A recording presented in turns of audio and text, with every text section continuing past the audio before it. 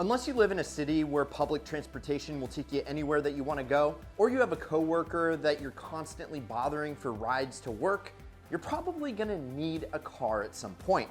In fact, 93% of American households in 2019 had at least one vehicle. And while ride-sharing platforms like Uber and Lyft are bringing this number down every single year, it seems like the vast majority of people still prefer their own car.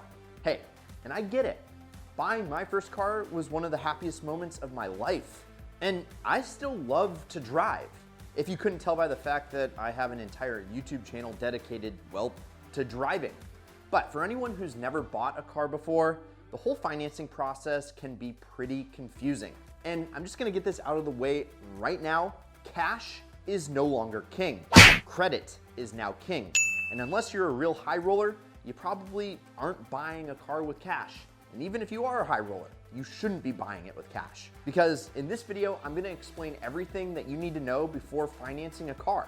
And so not only are you gonna be more confident, but you're gonna get the best rates possible. And you'll also avoid getting scammed. And if you're new here, my name is Brad Danger, the Financial Cowboy. This is Ideal Money, and I'm going to go through step by step how I approach financing cars to get the best rates and be confident doing it. Are you ready? Well, I am. Let's go. As with any kind of financing you're ever going to get, the first thing that you should know before negotiating your financing agreement is your credit score.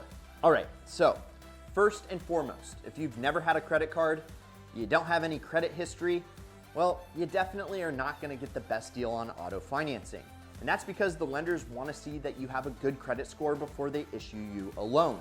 And if you have no credit history, then you don't have a credit score. So I'd suggest going and getting a credit card before you buy a car and give yourself at least 6 months building up some credit history, and make sure you pay off your credit card each month in full. And if you do this, you're gonna get a way more affordable rate on your auto loan. Also, if you do have a credit card, but your credit history isn't all that great, I'd also recommend waiting at least a few months to get your credit score up. Every point counts. Your credit score is typically a number between 300 and 850. Which is accompanied by a rating from very poor to excellent. If your credit score is currently in the rating range from very poor to fair, I'd say you're probably better off waiting to finance that car until your credit score improves some. Now, once you do know your credit score, you can go online to a website like Experian or Bank of America and find out what the average interest rate for people in your credit range is. From there, you can start building out your budget. When we're budgeting for a new vehicle for you, you want to make sure you're easily going to be able to make your monthly payments. And this is where a lot of people get into trouble, because if you aren't careful, car financing can become a real burden and can make it super difficult to cover all your other monthly expenses. So budget out all of those before you go and get a loan. Your rent, your utility bills, any student debts or other debt payments, groceries, gas, everything. Then come up with a realistic estimate of how much you can afford to pay in your car payment each month. And you're gonna wanna set up a pretty lowball estimate, as owning a car can often come with a bunch of unforeseen expenses. Let's say you need to replace the tires, but there's no room in your budget for a set of new tires, then you're gonna have a car that you're paying for that you can't even drive. Yeah, just be realistic. Don't go shopping for a Rolls Royce or a Maserati when your budget only has enough room in it for a Honda Civic. There's really no shame in driving something practical. It's way cooler to be financially responsible in a slightly less cool car than having a baller car and going bankrupt. So make a month-to-month estimate of how much you'll be paying for whatever car you're looking at, and make absolutely sure that you can really afford it. But it gets a little bit more complicated than just that, because figuring out exactly how much you're going to be able to pay each month means that you have to understand some key terminology. Luckily, I'm here to help you out. Not all auto loans are created equal. There are several moving pieces in the auto financing agreements that can affect how much you pay each month and how much you pay over the term of the loan. So let's first start with principal. This is simply the cost of the car that you pay down over time. That 2021 Camry costs $25,000. So $25,000 is your principal. Easy. The principal gets paid down over what's called a loan term. So let's say that your loan term is 5 years or 60 months. You're gonna pay that $25K principal down with your monthly payments over those 60 months. However, Most auto loans have a down payment, just like you'd make on a house, which means you'll have to put down a lump sum on the car before you get to drive it off the lot. Now, I'd suggest, as a rule of thumb, you make at least a 10% down payment on the car. Well, because if you had to sell it right away for some odd reason, with 10% down plus paying all licensing and titling fees and taxes, you most likely won't be paying money to sell the car to somebody else. Also, the more money that you put down, the amount that you're financing will be less, so your payments will be less per month. And with that, you'll pay less interest over the life of the loan. Interest is a percentage of the principal that you still owe that gets added to your monthly payment. It's basically the cost to borrow money. So the faster that you can pay that principal with a big down payment, or by shortening the loan term, the less you're gonna pay in interest over the life of the loan.